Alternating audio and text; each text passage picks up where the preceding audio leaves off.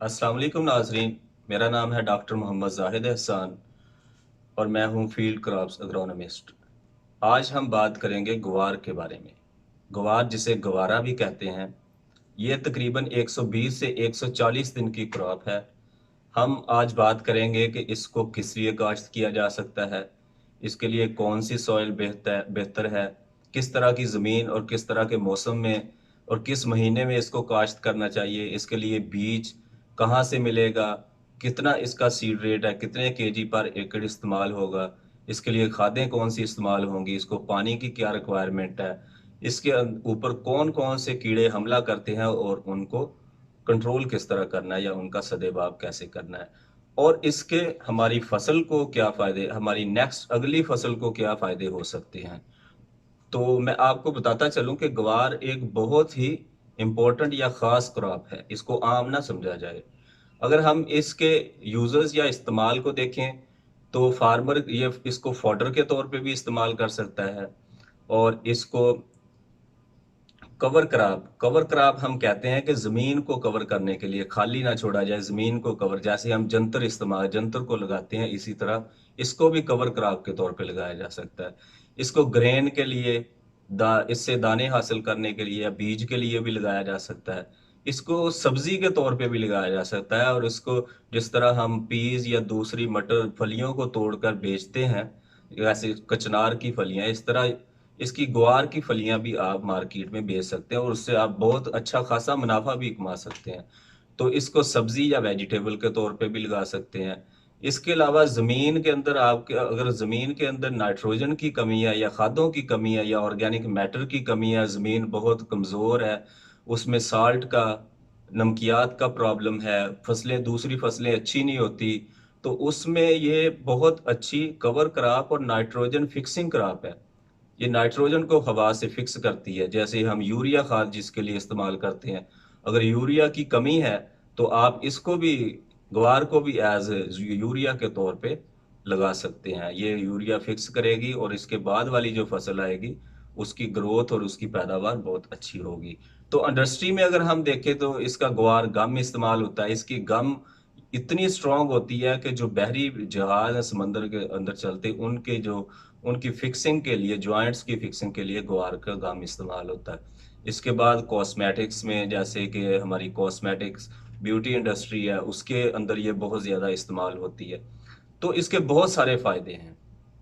अब हम बात करेंगे कि इसको हम कैसे लगा सकते हैं और किन ज़मीनों में लगा सकते हैं। इसके लिए जहाँ पे बहुत ज़्यादा ड्राउट है, पानी की कमी है, ज़मीन आपकी बिल्कुल बर्बाद है, नमकियात हैं उसमें, रेतली ज़मीन है और बहुत ज़्यादा गर्मी है, आपको पानी भी अवेलेबल नहीं है, मौसम की सख्ती भी है, तो इस तरह की ज़मीनें जो आप सोचते हैं कि ये इस साल तो मैं कुछ भी काश्त ना करूं, और ख़ासकर गर्मियों के अंदर जब आप गंदम की कटाई करते हैं तो गंदम के बाद मई, जून, जुलाई, अगस्त, सितंबर तक आप ज़मीन खाली छोड़ देते हैं कि मेरे पास पानी नहीं है, ज़मीन में नमकियात बहुत ज़्यादा है और कोई फसल जैसे कॉटन वगैरह नहीं हो सकती, तो आप ज़मीन को खाली छोड़ देते हैं। ख़ासकर बहावलपुर के अज़ला में, रहीम यार खां, लिया, बख्तर के अज़ला में, जहाँ पे सिर्फ गंदम या चने काश्त होते हैं और उसके बाद ज़मीन को खाली छोड़ दिया जाता है। तो ये आइडियल ज़मीनें हैं ग्वार को काश्त करने के लिए। अब इसकी काश्त का तरीकाकार क्या होगा और सीड रेट क्या होगा। अप्रैल से लेकर अगस्त तक आप इसको गंदम की तरह छटा भी कर सकते हैं, या गंदम वाली लाइन सोइंग की जो ड्रिल है उसमें भी सोइंग कर सकते हैं। अगर आपने लाइन सोइंग करनी है तो फिर आपने लाइनों के दरमियानी फासला 1.5 फुट रखना है और पौधों का दरमियानी फासला 6 इंच रखना है। इसके लिए आपको कम से कम 8 से 10 केजी सीड की ज़रूरत है। अगर हम खादों की बात करें तो इसको खादों की बहुत कम ज़रूरत होती है। अगर आप एक बैग डीएपी भी इस्तेमाल कर दें तो ये इसके लिए बहुत बहुत मुनासिब होगा, इनफ होगा। इसके अलावा इसको हल्की सी यूरिया चाहिए 20 केजी पर एकड़ के हिसाब से। वो इसलिए चाहिए कि जो बैक्टीरिया यूरिया को फिक्स करते हैं उनके काम को आसान बनाने के लिए या शुरू करने के लिए, अगर हम 20 केजी यूरिया शुरू के अंदर पहले पानी के साथ डाल देंगे तो उसके साथ उनका नाइट्रोजन फिक्स करने का, ये यूरिया बनाने का अमल जो है वो तेज हो जाएगा। इसके अलावा आप 25 केजी एसओपी या पोटाश इस्तेमाल कर सकते हैं। तो यही इसकी रिक्वायरमेंट है। हाँ, जब आपने सोइंग की तो सोइंग के फौरी बाद आपने क्या करना है, पेंडीमेथिलीन का स्प्रे कर देना है, ताकि आपकी फसल जड़ी बूटियों से बची रहे। अगर बाद में फसल निकलने के बाद बहुत ज्यादा जड़ी बूटियां आ गई हैं, जिसको हम कहते हैं कि पोस्ट इमरजेंस, अब क्या करें, तो पोस्ट इमरजेंस हर्बिसाइड या जड़ी बूटी मार से जहर जो है वो आप क्विजोला फॉप इस्तेमाल कर सकते हैं। ये इसका तारगा के नाम से भी आती है, कुजेला फॉप। इसको आप ग्वार के अंदर इस्तेमाल कर सकते हैं। इसी तरह अगर हम बात करें पानी की, कि इसको पानी की क्या रिक्वायरमेंट्स हैं ग्वार की, जैसे कि मैंने आपको पहले भी बताया कि इसकी पानी की रिक्वायरमेंट बहुत कम है। आपने कोशिश करनी है कि इसको पहला पानी जो है ना वो बिजाई के तकरीबन 40 दिन के बाद दें। इसको जल्दी पानी नहीं देना आपने।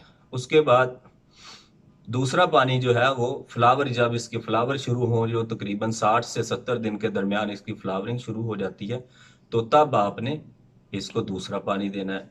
इसी तरह तीसरा पानी जब इसके पॉड्स बनने शुरू हो जाएं और पॉड्स के अंदर दाने बनने शुरू हो जाएं, को 90-95 दिन के टाइम पे तब आपने इसको पानी देना है। आपने ये यकीनी बात बनानी है कि आपने इसको ओवर इरिगेशन नहीं करना। बहुत ज्यादा आपके पास पानी अवेलेबल है तो आपने पानी, ये ऐसा हरगिज नहीं करना। अगर आप 3 से ज्यादा पानी देंगे तो इसके अंदर पॉट्स नहीं बनेंगे, इसके फ्लावर्स वैसे ही गिर जाएंगे और फ्रूटिंग नहीं होगी, आपको पैदावार नहीं हासिल हो सकेगी। तो इसलिए एक ये कम पानी की जरूरत है, इसको ये कम पानी की जरूरत वाली फसलें हैं। इसके अलावा अगर हम देखें तो अगर इन चीज़ों को, अगर इसके अलावा पेस्ट वगैरह का हमला, रस चूसने वाले कीड़े जैसे कि सफ़ेद मक्खी, सब्ज थेला, थ्रिप्स और माइट्स, जुएं वगैरह आ जाएं, तो उसके लिए आपने मीडा क्लोप्रिड या फ्लूनिकामिड का स्प्रे करना है। इन दोनों में से आप कोई भी कर सकते हैं। इसी तरह इसमें आर्मी वर्म या लश्करी सुंडी का अटैक आ सकता है। तो जैसे ही लश्करी सुंडी का आपको लगे कि अटैक आ रहा है, तो इसके लिए आपने एमामेक्टिन प्लस ल्यूफिनरॉन का स्प्रे करना है। तो ये इसकी दो स्प्रे हैं, अगर जरूरत पड़े तब आपने करनी है। इसके अलावा इसको स्प्रे की जरूरत नहीं है। हाँ, अब हम बात करते हैं कि ये मिले, इसका सीड कहाँ से मिलेगा और कौन सी वैरायटी आपने लगानी है। तो बहावलपुर के अंदर एक सूबाई अदारा है, रीजनल एग्रीकल्चर रिसर्च इंस्टीट्यूट। वहां पे ग्वार का रिसर्च इंस्टीट्यूट है, एक पूरा सेटअप है उनके, वो पूरे का पूरा रिसर्च इंस्टीट्यूट सिर्फ ग्वार के ऊपर रिसर्च करता है। उनकी बहुत अच्छी वैरायटीज हैं, जैसे BR17 है, BR21 है। तो कोशिश करें कि इन दो वैरायटीज का सीड आप इकट्ठा करें। ये आपको बहावलपुर से मिल जाएगा, रारी का ऑफिस बहावलपुर मॉडल टाउन में है, वहां से आप इसका बीज लें 8 से 10 किलो पर एकड़ के हिसाब से। तो उसको लगाएं, उससे आपको बहुत अच्छी पैदावार हासिल होगी। आप इससे चारा भी गर्मियों में हासिल कर सकते हैं। इसके चारे की खूबी ये है कि इसमें प्रोटीन बहुत ज्यादा होती है, क्योंकि नाइट्रोजनस फिक्सिंग लेग्यूमिनस क्रॉप है ये, पल्स की कैटेगरी में। तो इससे जो आपको चारा मिलेगा उसकी प्रोटीन जो है वो कम से कम 15, 16, 18% पे होगी। जबकि जो मकई या दूसरे आप sorghum ज्वार वगैरह वो चारे गर्मियों में इस्तेमाल करते हैं, तो उनमें तो 7-8% से ज्यादा प्रोटीन ही नहीं होती। तो इस तरह आपके जानवरों की दूध देने की सलाहियत भी बढ़ जाएगी। इसका जो और एक बेनिफिट है, चले बता जाते हुए आपको वो भी बताते हैं कि अगर आपने जमीन खाली छोड़ी है, उसकी बजाय अगर आप खाली ना छोड़ें, सिर्फ ग्वार का छट्टा ही कर दें और ऐसे ही उसको पड़ा रहने दें और वो खुद ही उगे, और उसके बाद आप उसको रूटावेट कर दें, तो उसके बाद जब सर्दियां आएंगी और आप उस फील्ड में गंदम लगाएंगे, तो आपकी जो गंदम की पैदावार है वो कम से कम 5 से 10 मन उसमें आपको फर्क नजर आएगा, ऐसी जमीन के जिसके अंदर आपने गवारा नहीं लगाया था गर्मियों में। तो ये एक बहुत ही कारआमद ग्रीन मनोरिंग, जमीन को बूस्ट करने वाली क्रॉप है। इसको हम रेस्टोरेटिव क्रॉप्स ही कहते हैं, कि जमीन की खसूसियात को ये रेस्टोर करती है। तो इसको अपनी क्रॉप रोटेशन में जरूर इस्तेमाल करें। और ये खास कर किन इलाकों के लिए, बहावलपुर, रहीम यार खां, लिया, बखर, जो और ऐसी जमीनें जो रेतली हैं, जो सैंडी हैं, उनके लिए ये एक बहुत मुफीद फसल है। वीडियो देखने का बहुत शुक्रिया। उम्मीद करता हूँ कि आपको ये वीडियो पसंद आई होगी।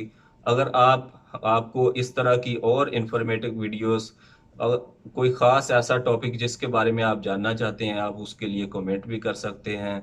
हम कोशिश करते हैं कि आपके लिए अच्छी इंफॉर्मेटिव और टेक्निकल वीडियोस बनाएं जो बिल्कुल रियलिटी बेस हो। ये नहीं है कि हम, मैं खुद भी एग्रीकल्चर से, मैं पीएचडी हूँ एग्रीकल्चर में, तो हमारी कोशिश है कि हम ऐसा कंटेंट लेकर आए जो बिल्कुल रियलिटी पे बेस हो। हम ये नहीं कहेंगे आपको कि आपने गुवार लगा के 5 लाख कमाना है, 7 लाख कमाना है। हम आपको बता रहे हैं कि ऐसी जमीनें जो जो फारिग हैं, जिस पे आपके पास रिसोर्सेज नहीं है, तो गर्मियों में उनको खाली ना छोड़ें, उन पर गवार को काश्त करें। बहुत शुक्रिया। अल्लाह हाफिज।